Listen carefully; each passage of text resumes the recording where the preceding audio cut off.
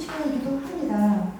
높은 다이얼로그에서는 문어지원 활약이 대단히 중요하게 됩니다. 단계적 치료가 아닌 당사자와 가족, 치료진이 둘러앉아 대화하는 오픈 다이얼로그가 도입되어야 합니다. 그래서 치료에도 당사자들이 주권을 가지게 하는 겁니다. 당사자가 내 치료 과정에 주체로 참여하는 회복 중심의 모델입니다. 제3차 정신건강 기본계획에는 한국형 WHO 인권기반 협업 교육인 퀄리티레츠 교육훈련이 본격 도입되었고 지금 현장에서는 확산이 되고 있습니다. 관심을 가지고 확산을 하는데 모두 동참하고 참여해야 된다고 생각합니다. 앞서서는 정말 당사자들의 생명과 치료 접근권은요 인권입니다. 또한 저희 당사자들에게는 개방적이고 자유로운 그런 치료 시스템이 너무너무 필요합니다. 지금도 힘든데도 갈 데가 없어요. 왜냐하면 폐쇄공동 가기 싫기 때문에 이런 인권적 시스템을 만들어주도록 가족과 또한 당사자들이 목소리 높여 외쳐줘야 됩니다. 그리고 당사자 운동을 한번 통찰해 봤으면 좋겠습니다. 당사자라는 용어가 있잖아요. 어디서 나왔을까요? 저는 지난 10년 동안 많은 당사자들과 함께 활동을 하면서 우리의 언어에 대해서 또한 당사자의 문법에 대해서 대화하고 여기까지 왔습니다. 당사자의 언어는요 세련된 문장이 아닙니다. 전문가들이 만들어 놓은 그런 담론들이 아니에요. 철저하게 나의 삶에서 기반으로 나온 영혼의 언어들입니다. 우리들의 언어들은요 전문가들이 만들어 놓은 텍스트가 아닙니다. 그것이 바로 당사자의 살아있는 언어입니다. 당사자 운동을 하면서 이거 21년도에도 비슷한 토론을 했습니다. 당사자 운동이 진행이 되면서 당사자 운동 세력이 커졌어요. 당사자 중심보다 조직 유지와 예산 확보가 우선이 되는 방향성을 보였습니다. 그리고 일부에서는 생존자 당사자들의 경험과 존재가 소비가 됩니다. 엘리트주의. 당사자 예산도 늘어나고 여기서 여러 가지 제도권 안에서 파이가 늘어나면서 세련된 언어를 독점한 소수가 전체를 대변하는 대표성이 왜곡이 발생하기 시작했습니다. 한국의 보조금 시스템은요 행정 시스템의 근본적인 문제입니다. 당사자 중심 모델로 설계되지 않았어요. 그래서 우리 당사자 중심의 정책과 제도가 늘어날수록 오히려 당사자의 언어가 주변에 되는 경험을 하게 되었습니다.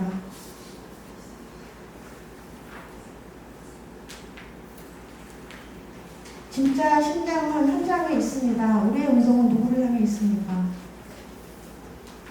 운동의 회계본인의 장악을 위한 조직과 주변에 되는 당사자 조직들, 생존자들의 이야기가 운동의 도구가 아닌 주체가 되어야 합니다. 당사자주의는 단체 이름의 간판도 아니고요. 죽음의 문턱에서 살아나온 피 묻은 투쟁의 기록이어야 합니다. 이것이 바로 당사자들의 진정한 모습이어야 한다고 저는 생각을 합니다.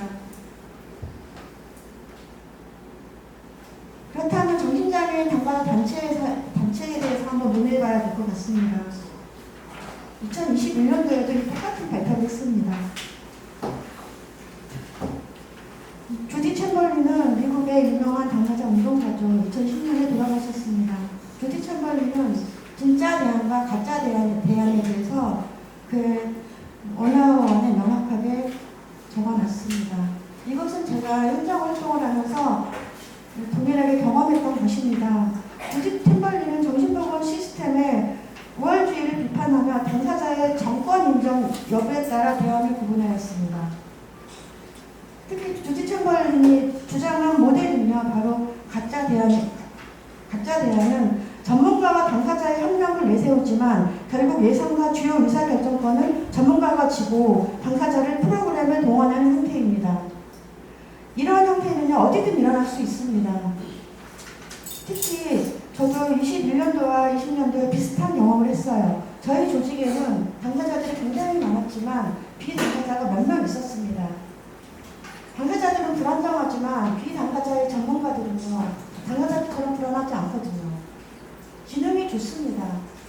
몇 명이 행정과 회계를 컨트롤하게 되자 저 역시도 이 비당사자 그룹을 막을 수가 없었습니다.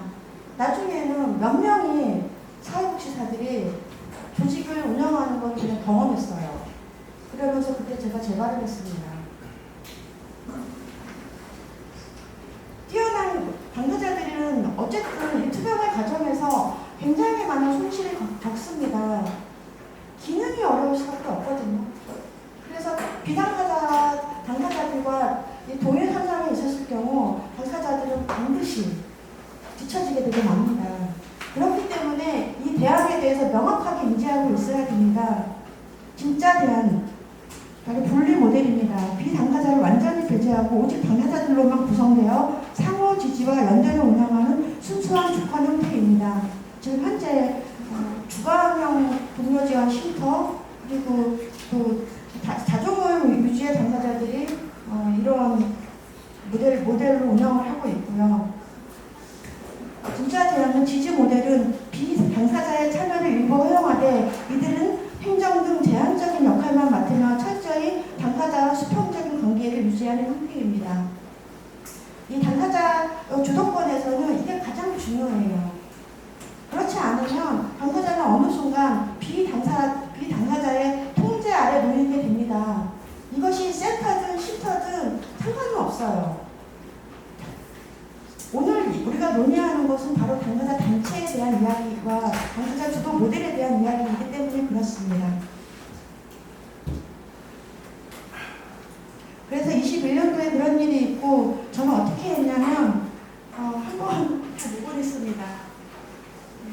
저희 단체가 망하는 한이 있어도 주도권을 지키기 위해서 어쩔 수 없이 전문가인 비당사자를 다 내보내고 100%로 운영하려다가 한번 망할 뻔했습니다. 하지만 지금도 살아있어요.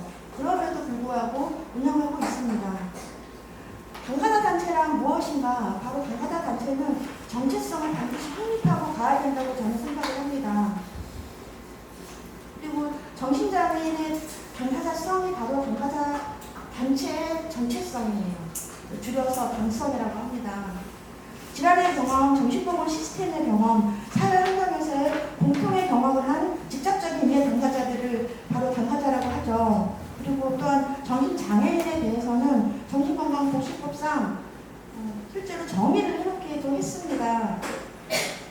이 법상에서는 정신질환자란 망상, 환각, 사고나 기분장애 등으로 인하여 독립적으로 일상생활을 영위하는데 중대한 제약이 있는 사람이라고 말하고 있습니다. 지금 우리 현장에서는 지켜지고 있습니까? 그리고 당사자 중심의 조직, 구성원이 당사자로 이루어지고 비당사자 그룹과 연대 및 협력이 가능한 단체를 말합니다.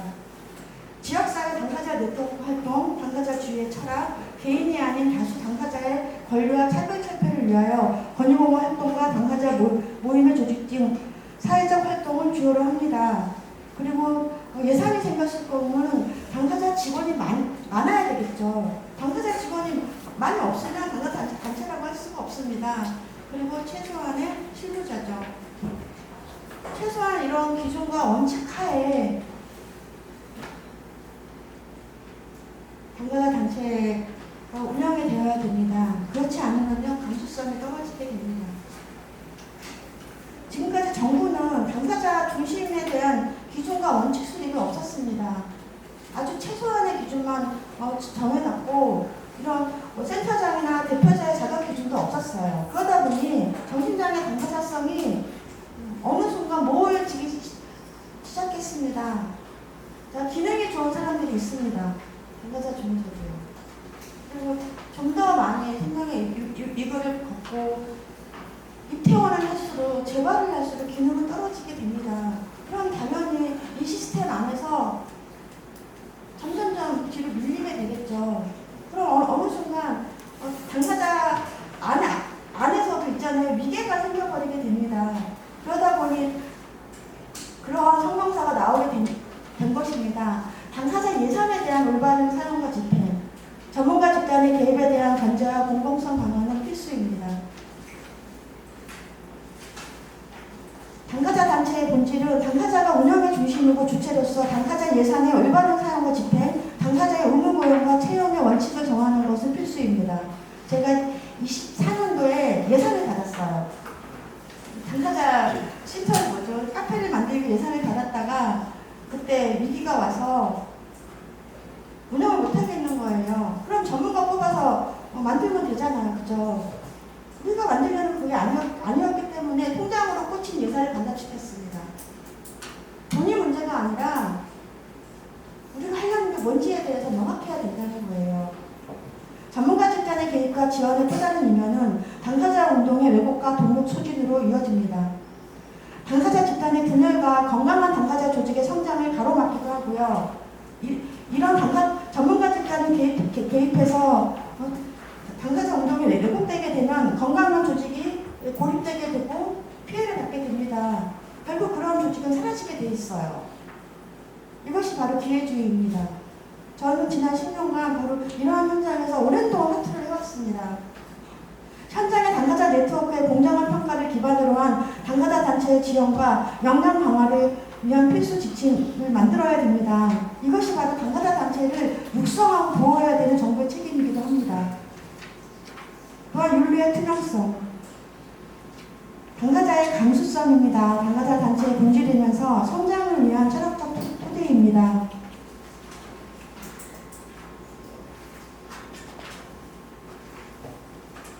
당사자주의란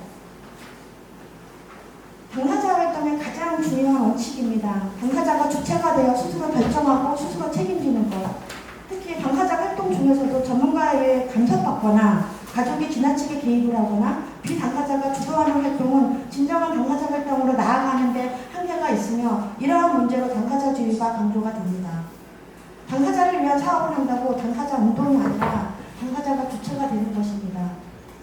당사자를 위한 사업은요, 어디서든 할 수 있어요. 하지만 당사자가 주체가 되는 것이 바로 당사자 단체의 정체성입니다.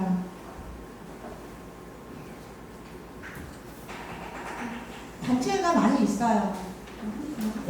정신장애 연합회도 있고, 힘길의 날개짓도 있고, 동료지원 네트워크도 있고, 희망과라기도 있고, 초보공단도 있습니다. 사도선도 있죠. 여러 단체들이 있습니다. 연대를 하려면요, 신뢰의 원칙이 지켜져야 됩니다.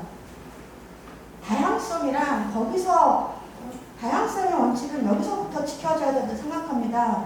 노선과 목표가 다르더라도 불이한 것은 용납해서는 안 됩니다. 다양성과 가짜는 구분이 필요합니다. 약속을 지키고 정직하며 당사자에 대한 책임을 기본으로 하면서 공동이 약속한 윤리적 강령을 지키는 것. 이런 것마저도 없으면요, 운동이라고 할 수도 없어요. 그냥 사업권을 따내기 위한 이익이 목적인 겁니다. 우리가 당사자 운동을 하는 이유는 당사자를 이롭게 하기 위함이잖아요. 이건 사회운동이기도 합니다. 정신장애인 당사자들의 명예와 품위를 위하여 당사자 대중의 모범이 되는 것은 당사자 단체의 기본기가 되어야 합니다. 특히 당사자들은요, 기회주의를 싫어해요. 그래서 아픕니다. 사회적 모순으로 아프게 된 당사자들의 감수성이 배려가 되어야 됩니다. 위선은 당사자를 아프게 하며 회복 환경을 저해시킵니다. 또한 준비하는 조직에게 피해가 생깁니다. 성장하는 당사자 조직. 성장하는 당사자 조직은 진실한 사람들이 진실하게 활동하는 것입니다. 진실함과 겸손함은요, 우리 동료 상담의 원칙이기도 하고 우리 동료 지원의 가장 큰 뼈대입니다. 거짓을 가지고는 바꿀 수 있는 건 아무것도 없어요. 정말 우리는 마음속에 정말 진실함과 투명함만이 그 당사자들의 생명력을 살려주는 핵심 엔진이기도 합니다. 또한 이 진실함의 가장 중요한 것은 바로 당사자들의 명성이기도 합니다. 진정성은 일반 대중을 감동하기도 합니다. 또한 이 진정성은 실력 있는 리더십이기도 합니다. 이러한 진실함이 당사자 조직에 녹아나는 것이 바로 당사자 주권 모델의 핵심이기도 합니다. 전문가 교과서에 이런 거 안 나와요. 당사자들이 왜 모여있으면 마음이 편할까요? 거짓이 없기 때문에 마음이 편한 겁니다. 다른 생각을 가지고 있고 앞가지가 다르면요, 당사자들이 저희끼리 하는 얘기지만 주파수가 안 맞습니다. 같이 있는데 마음이 편해야 되잖아요. 그리고 노동과 공동체, 내 손으로 일구는 존엄과 촘촘한 관계망. 뒤에서는 안 보일 것 같은데 읽어보겠습니다. 당사자의 복지와 생존에서 핵심은 오직 두 가지입니다. 바로 좋은 치료 환경과 진짜 일입니다. 누가 당사자에게 진짜 일자리를 주고 기회를 만들며 자립할 수 있는 제대로 된 급여를 주는가, 이것이 당사자 운동의 핵심이자 본질입니다. 당사자가 마침내 사회생활을 시작하고 자립할 수 있도록 든든하게 받쳐주는 단체와 기관이야말로 이 운동의 심장입니다. 그러나 당사자의 일터나 일자리는 단지 자리 먹게 만든다고 저절로 굴러가는 것이 결코 아닙니다. 당사자가 이 사회에서 온전히 생존할 수 있도록 자립 가능한 급여, 안심하고 근무할 수 있는 물리적, 심리적 환경이 뒷받침되어야 되고요. 언제 어떻게 찾아올지 모르는 불안정한 컨디션에 대한 배려, 병원을 자유롭게 갈 수 있는 배려, 그리고 당사자들의 회복을 도와줄 수 있는 체계적인 교육, 그리고 일하다 불안할 때 언제든 숨을 고를 수 있는 내부의 쉼터가 바로 필수적으로 갖춰져야 합니다. 이것이 바로 당사자의 일터예요. 이런 것들이 보장이 되지 않은 상태에서 자리만 갖다 놓는다고 당사자가 일할 수 있는 것이 아닙니다.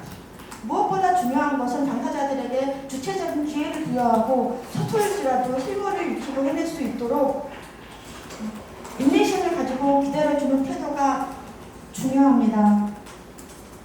그래야지만 이 당사자 단체들이 당사자들의 기지로 확고히 자리 잡을 수 있습니다. 월급이 약입니다. 아무리 중증의 당사자도요, 자립할 수 있는 급여를 받고 교육을 받고 동기부여가 된다면 회복할 수 있습니다. 그리고 무엇보다도 필요한 건 당사자들의 직업과 급여입니다. 당사자 한 명이 자립하고 일을 한다는 것은 한 가정을, 가족 공동체를 구조하는 것과 같습니다. 그렇기 때문에 저는 이 당사자의 일터를 무너진 존엄의 성소라고 명칭하고 싶습니다.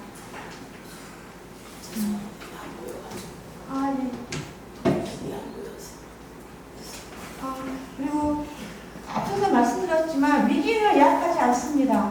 지금 종일형 쉼터가 운영되고 있는데 예약형으로 운영이 되고 있죠. 하지만 지금 위기 당사자가 이런 걸 할 수가 없어요. 지금은 현재 한국 사회에서 초기 전달체계 확산과 구축을 하고 있기 때문에 당사자 주도의 모델로 아직 한국은 당사자의 위기 지원을 할 수 있는 역량이 안 됩니다. 생명의 위급은 기다려주지 않습니다. 점진적 당사자 인프라를 운영할 수 있는 역량 강화에 맞춰서 처음부터 당사자가 주도할 수 있는 모델링을 확산시켜야 됩니다. 그렇지 않으면요, 센터가 생기든 쉼터가 생기든 당사자가 주도할 수 없는 모델이 인프라에 들어와 버리면 아까 말했던 것처럼 계속 그 문제가 반복이 되게 됩니다. 한국 아시다시피 보조금 사업은요, 굉장히 쉽지 않습니다. 처음부터 무리하게 당사자한테 꽂으면 안 됩니다.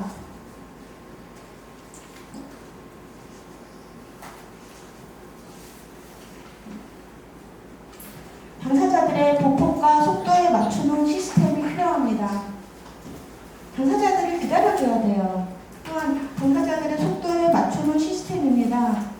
진짜 시스템이 들어가야지 당사자에게 도움이 되는 거지. 여기저기 예산이 들어가고 시스템이 생긴다고 해도 거기서 당사자가 일하지 못하면 무슨 소용이겠습니까? 저희가 얘기하는 거는 거창한 게 아니에요.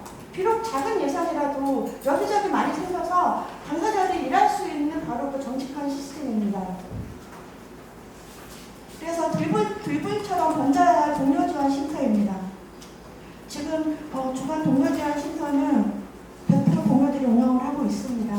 당사자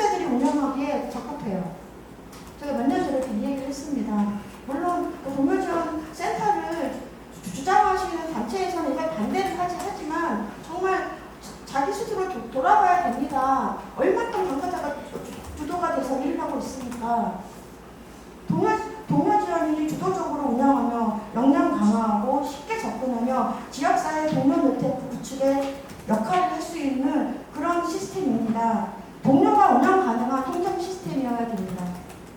그리고 밥을 한 개 같이 먹고 당사자의 진짜 주권 회복을 위해서는 보호 대상이 아닌 내 삶의 방향을 직접 결정하는 그 선택권의 완전한 회복입니다. 당사자를 위한 사업을 한다고 당사자 운동이 아니라 당사자가 주체가 되는 것, 이것이 바로 당사자 주권입니다. 그리고 살아있는 우리들은 기적입니다. 그 숱한 생명의 위기를 넘어서도 이 자리에 있는 동료와 또 가족은 어쩌면 이 순간 모두 위대한 기적이기도 합니다. 살아남은 우리들을 위하여 역사를 위하여 당사자 정책의 핵심과 방향은 당사자 주권이 되어야 됩니다. 마치겠습니다.